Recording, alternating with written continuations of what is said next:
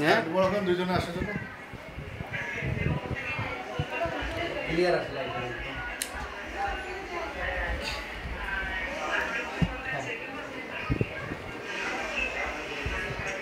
Hello hello hello দর্শক শ্রোতা hello hello hello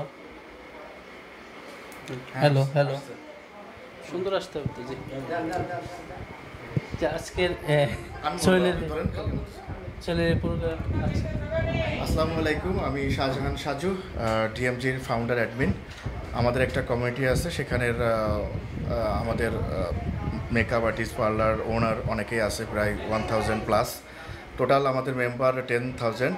তো এখানে ও আছে দুষ্টু বিল্লি, অ্যাডমিন হিসেবে আমি আছি। তো সেই সুবাদে আমরা আজকে রানাস মেকওভার অ্যান্ড বিউটি সেলুনের ইনভাইটেড গেস্ট।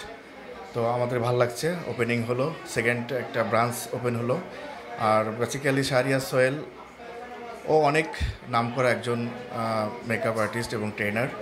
কারণ আমরা দেখেছি বড় বড় প্রোগ্রামগুলোতে, ন্যাশনাল প্রোগ্রাম হোক বা বিভিন্ন বড় বড় অর্গানাইজেশন, বিভিন্ন কর্পোরেট লেভেলের বিভিন্ন বড় বড় জায়গার কাজগুলো সে করতেছে। তো ভালো লাগতেছে এবং আমরা জানি যে সে অনেক দূর এগিয়ে যাবে। তুমি কিছু বলো? জি বলুন। আসসালামু আলাইকুম, আমি জান্নাতুল ফেরদৌস মেঘ। আমি ড্রিম মেকার জেনারেশন ডিএমজির অ্যাডমিন। তো আমরা যে রানাস মেকওভার সোহেল ভাইয়ের প্রোগ্রামটাতে এসেছি, খুব ভালো লাগছে। ভাই আমাদের গ্রুপের একজন মেম্বার, প্লাস হচ্ছে উনি অনেক নাম করা একজন মেকআপ আর্টিস্ট।